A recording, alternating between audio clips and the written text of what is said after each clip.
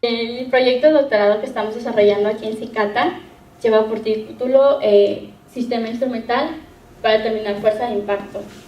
La agenda del día de hoy la hemos dividido en una breve introducción para anteponernos antesala en el área donde estamos trabajando. Después definimos de forma general cuál es nuestro objetivo, qué estamos buscando, que ya lo mencionaba en el doc, cómo funciona nuestro sistema, en qué elementos se componen y finalmente damos un review rápido de los resultados que hemos obtenido hasta ahora. Y bueno, como mencionaba el doctor, estoy en el grupo de procesamiento de materiales y manufactura, entonces estamos metidos en el área de erosión y desgaste, pero mi proyecto se sitúa en el área de fenómeno de impacto. Y bueno, no sé si ustedes saben, pero en la actualidad el fenómeno de impacto prácticamente se centra en el área de la velocimetría, ya sea velocimetría por interferometría láser, ya sea por efecto Doppler, y de cualquier forma ocupan procesamiento de imágenes. Entonces, dentro de esta área del fenómeno de impacto, como podemos ver aquí, lo que se estudia es determinar la velocidad del impacto de la partícula durante el rebote. Como observamos en esta diapositiva, no se logra muy bien, las partículas salen a una velocidad determinada, alcanzan su máximo o llegan al sólido, pegan y existen algunas que rebotan. Entonces, el área con el que se está desarrollando actualmente en los grupos científicos tratan de determinar la velocidad de impacto de esas partículas. Pero dentro de esa área también se define que en el momento en que se da el impacto existen tres fenómenos muy importantes. Uno de ellos es la deformación que pueda sufrir la partícula o el sólido al que fue impactada. El otro fenómeno es la disipación de energía en forma de calor que se da por el golpe o por el impacto. Y finalmente es una perturbación que se puede generar en el sólido, que se le denomina vibración. Entonces, situándonos en el área de estudio, nosotros vamos a diseñar o implementar un sistema instrumental para estudiar la fuerza de impacto de partículas, pero a través del análisis de vibraciones en tiempo real. ¿Qué quiero decir aquí? Que a diferencia de lo que se hace con velocimetría láser o lo que se hace con efecto Doppler, nosotros lo vamos a ver a través de este último rubro, de este último fenómeno de la vibración, y vamos a hacer lo que llega a la partícula en el momento preciso, en el infinitamente pequeño momento en que llega y choca, como podemos ver aquí a gran escala. ¿Qué ocurre, no? Claro, es una aberración ya por ahí. Un apocalipsis, bueno. Es para dar una idea, ¿no? De lo que sucede. Entonces, considerando ese objetivo general del proyecto, nos dimos a la tarea de considerar los fundamentos del fenómeno de impacto, donde existen ciertas consideraciones, pero dos de las más importantes y donde nosotros estamos basando todo el diseño, todas las características, es que primero, durante el impacto, la partícula tiene que sacar del reposo al sólido con que pega. Y la segunda consideración es que va a haber un valor X, un porcentaje X de la transmisión de la fuerza de impulso. Es decir, esa partícula viene con cierto valor de fuerza y en el momento del impacto transfiere al sólido con el cual fue impactado, como podemos ver aquí. Entonces, considerando esos dos puntos o dos criterios de diseño, nos dimos a la tarea de emular el impacto en un momento instantáneo y entonces resolvemos un modelo. Aquí tenemos uno de primer orden, pero pues en la realidad no es uno de primer orden, ¿no? Esto fue nada más la primera versión y la versión ideal, y es un modelo MKS, masa resuelta amortiguador, el cual se soluciona de tres diferentes formas, ya saben ustedes, subamortiguado, críticamente amortiguado y bla bla bla. Pasando todo eso, resolvemos todo eso y entonces, ¿cómo le vamos a hacer para diseñar el sistema instrumental? Esa es la verdadera pregunta de nuestro proyecto. Entonces, considerando ese punto de vista, pues proponemos un diagrama de flujos como observamos aquí, donde la primera y más importante tarea que se tuvo que resolver fue definir la fuerza, la relación que vamos a obtener con la fuerza y la vibración que se transmite al sólido con el que va a chocar nuestra partícula. Posteriormente definimos todas las características de diseño y de implementación que vamos a necesitar, como por ejemplo qué tipo de sensores, si ocupamos sensores, de cuáles, qué respuesta, qué tipo de instrumentación para esos sensores, qué tipo de interfase se requiere. En este caso, como lo decía bien el doctor, es un proyecto global, entonces la gente que lo va a ocupar después pues no tiene ni idea de la instrumentación ni de idea de la electrónica, entonces pues tiene que ser, hay ciertas características específicas para la interfase, ¿no? Y bueno, finalmente ya vamos por acá y donde se ve la implementación del sistema y los ajustes que hay que hacer para poder obtener valores de fuerza.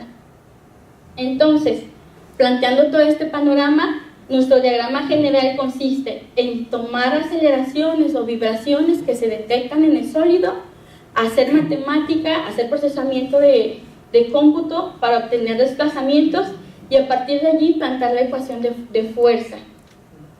Entonces, nuestro sistema integral básicamente consiste en 3 subsistemas, como podemos ver en el slide. El primer subsistema, y no más importante que los otros, es el subsistema instrumental. Como dijimos, detecta la vibración longitudinal en el disco. El subsistema mecánico, que es prácticamente el elemento o mi sistema oscilador ensamblado que va a recibir los golpes de la partícula. Y finalmente el subsistema de adquisición y procesamiento, en donde vamos a obtener toda la información del primero, procesarla, meter algún algoritmo matemático de transformada de Fourier o doble integración o lo que se requiera para obtener valores de fuerza en tiempo real. Eso es muy importante. Entonces, describiendo de mejor forma el diagrama general, podemos ver aquí los elementos de nuestro sistema integral. Vemos el sistema instrumental compuesto por unos acelerómetros. Vemos el sistema de adquisición y procesamiento compuesto por un compact DAC. Y vemos que el intercomunicador o la parte que hacemos de switcheo de comunicación entre ambos, pues es una computadora con una interfase gráfica, la cual está programada en Labview para que sea más fácil para usar alguien externo al desarrollo del proyecto. Y bueno, aquí podemos ver de qué se compone el subsistema instrumental y adquisición. Vemos que este es el subsistema de instrumentación, vemos prácticamente un compact DAC, un módulo de adquisición o una tarjeta de adquisición y el sensor de medición, que es un acelerómetro de la marca Boulanger con frecuencias de corte arriba de los 35-40 kHz. Y como podemos observar aquí, el medio de comunicación con la computadora es el puerto USB. Ahora, una parte que no se ve durante el subsistema instrumental y adquisición es el acondicionamiento de señal, que le dicen en electrónica. Lo que ustedes pueden ver simplemente acondicionamiento de información. Y aquí lo que observamos prácticamente es cómo es la plataforma en la que National Instruments a usted le entrega el compact DAC y usted lo tiene que configurar en cuanto a velocidades de muestreo, por aquí qué tipo de dispositivos, qué tipo de puertos de comunicación. Y lo menciono porque esta es una de las partes más importantes del sistema integral.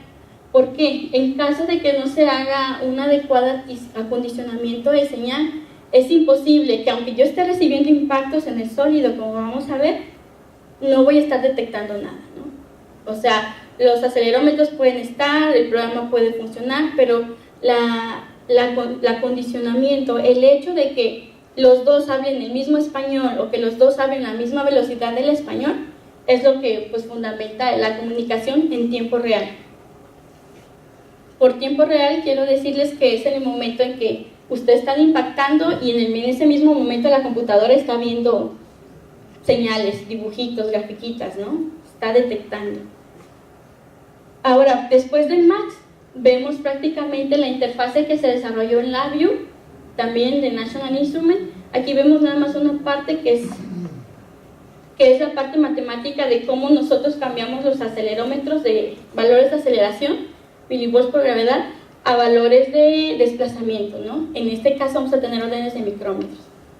Solo es una pequeña parte y prácticamente vemos 3 gráficas, todas que varían en función del tiempo, frecuencia y frecuencia.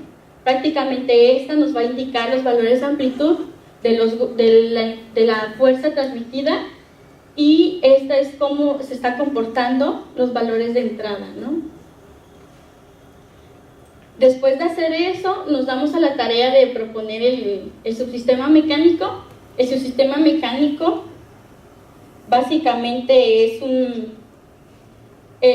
le llamamos sistema oscilador ensamblado. ¿Por qué oscilador? Porque aquí adentro hay un cilindro, el cual es el que va a estar recibiendo las perturbaciones provenientes de las partículas. Como podemos ver, se compone de un alojamiento inferior y de un alojamiento superior. El alojamiento inferior o el alojamiento base va a un O-ring, como observamos acá, de determinado espesor y de determinada rigidez, con la que se va a considerar el modelo que vamos a continuación ver. Y arriba también va otro O-ring, el cual hace que el cilindro, el que va a estar recibiendo los impactos, quede prácticamente flotando, ¿no? De tal forma que las perturbaciones que yo tenga acá no sean transmitidas al soporte y viceversa. Y la idea de que el subsistema mecánico, el oscilador, esté así de robusto, es para evitar que vibraciones exteriores lo puedan mover o lo puedan desplazar, y entonces yo pueda estar detectando en los acelerómetros amplitudes que no corresponden a las generadas por el impacto. Eso es muy importante, ¿no? Porque fue diseñada de esta forma. Entonces, después de tener el sistema mecánico con los O-rings y la manufactura, aquí les presentamos cómo funciona el SITFI. El SITFI es el sistema instrumental, que está compuesto por el soporte ya instrumentado, por ahí se ven los cables, el compact rack que está comunicado a la computadora, y aquí podemos ver un zoom de cómo tenemos aquí un acelerómetro, y en la parte posterior, también tenemos otro acelerómetro, el que detecta todas las vibraciones longitudinales que pasan a través de este disco, de este cilindro, como vemos acá. Es un cilindro de acero de alto carbono. La idea es que tampoco se deforme ni que tenga ningún otro tipo de perturbación debido a los impactos que vamos a pegar. De hecho, yo creo que voy a hacer un poquito, bueno, aquí en la compu ya se ve un poquito rayado de todos los impactos que le hemos dado. Y bueno, después de proponer el primer modelo MKS para generar este soporte, para generar el oscilador, estuvimos estudiando y nos dimos cuenta que no era del todo cierto. Habían valores de desplazamientos que obteníamos sin que se debían al impacto, y entonces, como resultado del semestre anterior, se propuso un modelo de cuarto orden donde se incluyen otras características, ¿no? Otras características físicas que ocurren en el ensayo o que ocurren en el experimento. En este caso, el modelo ya incluye masas de los acelerómetros de referencia, masas de los discos, la masa de soporte, también incluyen la rigidez y amortiguamiento de cada uno de los elementos. Entonces, ya obteniendo esto, por fin no pudimos obtener valores de desplazamientos, valores de amplitudes en el valor de la frecuencia de corte que nosotros manejamos como frecuencia fundamental. Eso es muy importante. ¿Y por qué está en FFT rápido? Porque nosotros necesitamos distinguir entre un impacto 1, un impacto 2, un impacto 3 y así sucesivamente. Entonces, pues en tiempo real nunca lo podríamos ver. Entonces nos vamos a la transformada de Fourier y prácticamente lo que vemos aquí es eso, ¿no? En el plano de la frecuencia, con el valor máximo de amplitud y un valor de desplazamiento. Entonces, considerando estos valores preliminares, ahorita lo que estamos haciendo es integrar todo esto a la ecuación nueva de Labio para ahora sí efectivamente tomar la ecuación de Newton, que ya la conocemos, pero ahora en tiempo real, ¿no? A partir de los desplazamientos. Y bueno, ya finalmente, para comentarles algunas otras actividades que se realizan aquí, pues el doctor nos ha dado oportunidad de dirigir y apoyar a chavos de licenciatura de la UNAM y de la UTEC para que hagan sus proyectos. Hemos hecho algunos proyectos SIP y estuvimos trabajando en un proyecto de Comisión Federal que tiene que ver con mi proyecto de doctorado, pero desde el punto de vista del erosionador que realizaron aquí en el CICATA. Y ya, eso es todo.